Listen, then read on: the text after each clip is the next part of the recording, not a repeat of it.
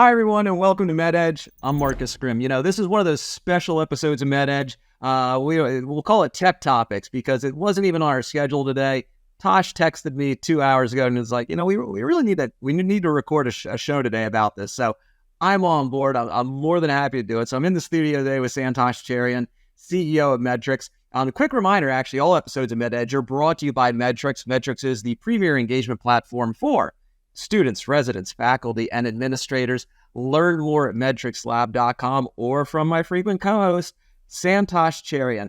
Tosh, how are we doing today? I'm doing great. I always love starting the day off with some new toy to play with. And these days with AI, we're getting them more frequently. Today it was all about the OpenAI announcement that was made yesterday. I logged in, I got the new model, and that's what I was doing for about an hour this morning when I texted you. Well, it's so funny. It's so hard to keep up with this stuff, right? You and I were on a conversation yesterday, and as I've said many, many times, I pride myself on playing with all these tools, but I honestly feel like you spend more time doing it than I do. And just yesterday, you were kind of twisting my arm. Marcus, Claude's a little bit better at this. Claude's a little bit better about that. And I wrote a note to myself that says I got to do more work in Claude. And then OpenAI comes out with a brand new version, and I'm like, well, now what am I going to do? How do I keep up with it? But before we actually go into the announcement from OpenAI, let's just talk about the fact that, to me, the big overarching issue with this AI stuff is, like, whatever you learn today, that doesn't mean what it's going to be tomorrow. Just before we even get into the new features from OpenAI, just in terms of how much of a leap forward this is, this isn't a small one, is it? No, not at all. And that's really what is happening in the world of AI. Every leap forward is exponential, because it's not incremental improvements like we have seen in the past with software that you had to code from scratch. AI, as it progresses, it's getting more and more capabilities. A year or two ago, we started with simple chat. Then we got photo creation or image creation. And yesterday's release, now we have real-time audio, video processing. And you couldn't imagine this a few years ago. And we're making these leaps in such short time period. Imagine what it looks like 5 years from now. It's unbelievable. Tosh, you've got a clip pulled up from OpenAI's announcement yesterday that I think kind of summarizes some of the big things that are in this release. Let's share the clip, and then I got some questions for you. Hey, how's it going? Hey there. It's going great. How about you? I see you're rocking an OpenAI hoodie. Nice choice. What's up with that ceiling, though? Are you in a cool industry-style office or something? Well, can you take a guess at what I might be doing based on what I'm showing you here? From what I can see, it looks like you're in some kind of recording or production setup. With those lights, tripods, and possibly a mic, it seems like you might be gearing up to shoot a video or maybe even a live stream. Yeah. In fact, we've got a new announcement to make. That's exciting. Announcements are always a big deal. Judging by the setup, it looks like it's going to be quite the professional production. Is this announcement related to OpenAI, perhaps? It is. I'm intrigued. And in fact, what if I were to say that you're related to the announcement, or that you are the announcement? Me? The announcement is about me? Well, color me intrigued. Are you about to reveal something about AI? Or more specifically about me as a part of OpenAI? You've got me on the edge of I don't really have a seat, but you get the idea. What's the big news? Yeah, we've got a new model that can interact with the world through audio, vision, and text. Well, that was quite a video, and the first thing that I would say, Tosh, is I don't know. I'd kind of like to hang out more with OpenAI than with Siri. OpenAI's got some personality going on there. There was a fun back and forth. What were some of the things that jumped out to you? Yeah, I was really excited when I saw that, and there are really three main points that I took away from that. One is the real-time communication. There's very low latency, and if you want people to use a product, it should be fast and feel like you're talking to somebody else that's sitting in front of you. So they were able to achieve that, at least in that promotional video. The second thing is use of multiple senses. the AI is now analyzing video and audio in real time and responding to it, and responding using that information. So it's analyzing what that person's background looked like, what that person's face, the facial expressions, and all of that is happening in real time. So that's the second main point. And the third is the communication itself is amazing. It's using proper intonation, emotional responses, and even pauses to deliver a strong message back to that individual. So those three things make this tool very human-like. When you talk about AI, one of the things that we always talk about is how AI is contextual, right? So things that AI does well, things that AI doesn't do well. When we talk about medicine, and I know you and I have frequently had this conversation, what AI does well and what it doesn't do well. But I think we also need to be honest with ourselves, like those goalposts keep moving. So, it's things that you and I 9 months ago might have said, well, I don't know that AI is so good at this. What are some of the use cases that you're now getting perhaps more bullish about from seeing this latest version? When it comes to AI, as you know, I'm an emergency radiologist. I've been using AI in clinical practice for almost 2 years now. And people tell us that we should be cautious and it's going to take our jobs. I'm not one of those individuals that fear AI. I feel very confident in our ability to adapt as humans to learn these tools and make it work for us. And that's my approach to AI. So when I saw this video, my first reaction wasn't fear. I was like, what are the possibilities for this particular new technology? And there are three things that came to mind. One, for our education community, it's a powerful way to simulate real human interaction. Allow our students and residents to train and practice conversations with different types of patients. And the tool can even now analyze your body language, facial expressions, and give you coaching on how to improve that. Second is the ability to monitor patients. The AI can analyze the video and provide feedback or inform a healthcare professional when something is happening. A patient fell or is not taking their medication. So there's types of monitoring that can be done in healthcare using tools like this. And then the third use case that I thought of is, we recently had a controversial launch of or publication of a company that partners with NVIDIA on interacting with patients through video calls and doing follow-ups. Regardless of how you feel about that type of tool, an upgrade like this is going to make that seem much more natural to that patient or that family member. When they get a call and have an AI interact with them with proper emotional tone and react in an empathetic way, it's going to have a much better experience than if it was a robotic AI tool that is not customized to that patient's conversation. The famous line from Arthur C. Clarke is along the lines of the best technology should be indistinguishable from magic. I don't want to feel like I'm overhyping what we saw yesterday, but it kind of feels like we're getting perilously close in a good way to magic, right? Absolutely, Marcus. And I'm a big fan of what you stated. Essentially, great technology, especially in healthcare, should be invisible.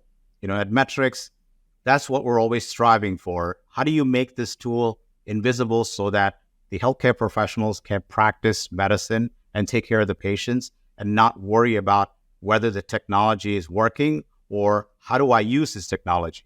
And these kind of tools allows us to interact with computers in a much more natural way. So Marcus, we saw that video and I gave you my thoughts on it.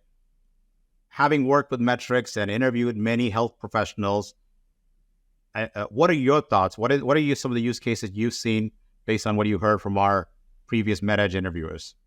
Yeah, it's amazing, and I'm kind of like you in that I feel like every time OpenAI does something, I sort of need to sort of in my mind say, well, here's what OpenAI is great at, and here's what they're not great at. But I mean, if you saw what we talked about yesterday, as you know, Tosh, I don't just host shows for a living. I'm a marketing consultant, so I get involved with companies that are doing sales training. And so, just like you talk about the ability to talk to, how do we interact with patients to actually have AI play the role of the patient. And, I just think there's just so much more ability now to really gauge performance of how we're actually interacting with content. I am, for every show that we do on MedEdge, OpenAI is kind of my co-pilot that helps me write the questions. And, the quality just continues to go up. The context continues to go up. One of the things that I just saw, and you and I mentioned this as well, is when I think back to when OpenAI's last version came out, I think it was about 2 weeks before it started showing up in my license. And literally yesterday, it was in my instance like 2 hours after the press conference. So, I mean, speed is just, we talk about it being the killer differentiator, but like chances are if you hear about this now and you log into OpenAI, you're going to have the ability to get these different models out there.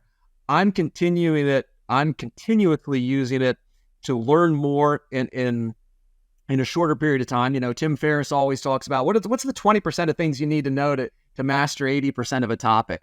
OpenAI is incredible about that. But the guests that we have on this show that, they're talking about this technology too. I mean, I kind of felt like, Tosh, when I first got on OpenAI 2 years ago, I was like, okay, this is a big deal.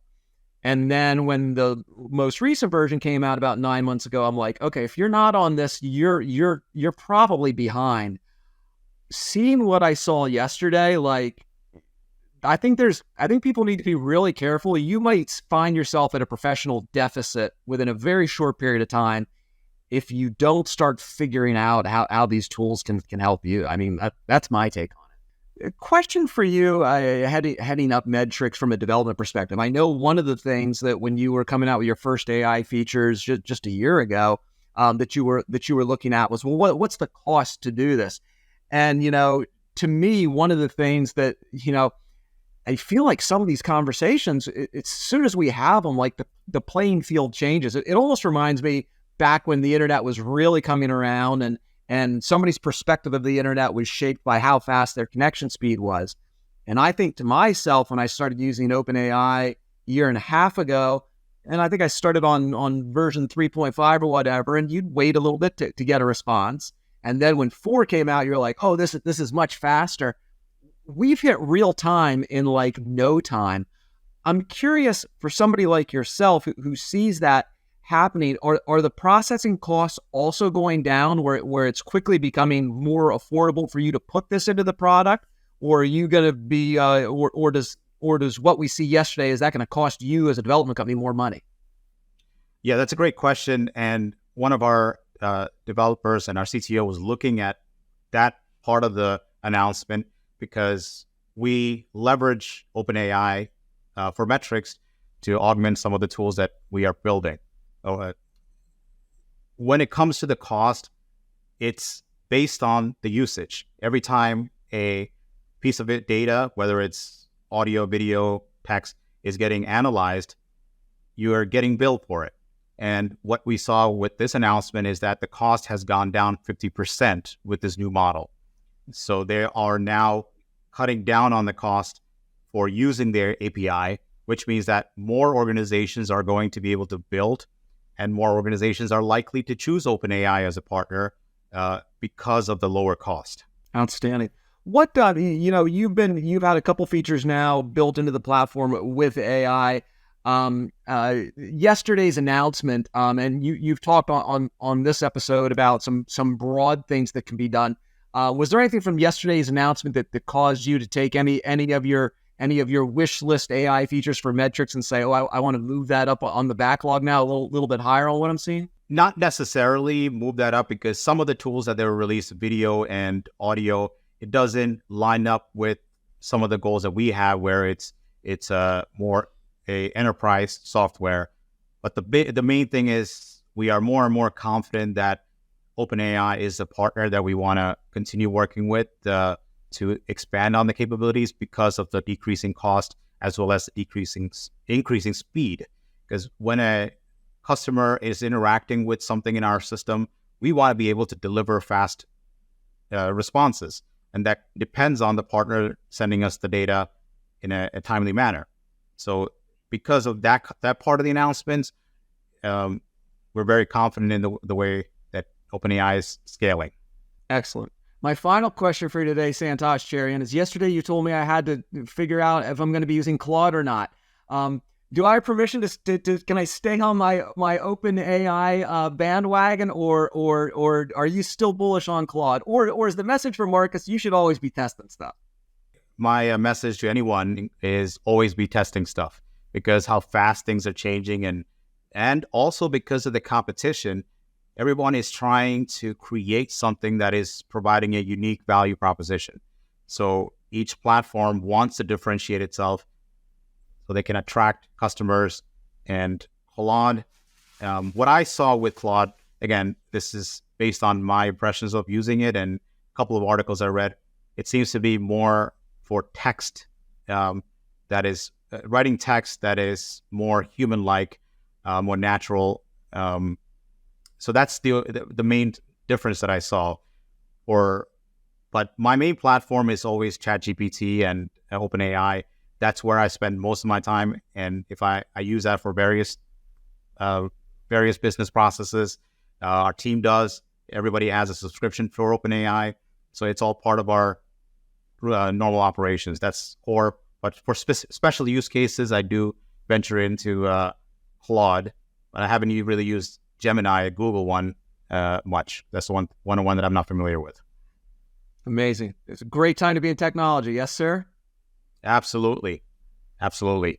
Awesome. Well, Santosh Cherian, CEO of Medtrics, thank you so much for joining us today on this episode of MedEdge. Quick reminder that MedEdge is brought to you by Medtrics, the premier engagement platform for students, residents, faculty, and administration. Learn more at medtricslab.com, or from my frequent co-host, Santosh Cherian. For everyone on the MedEdge team, I'm Marcus Grimm. Have a great day.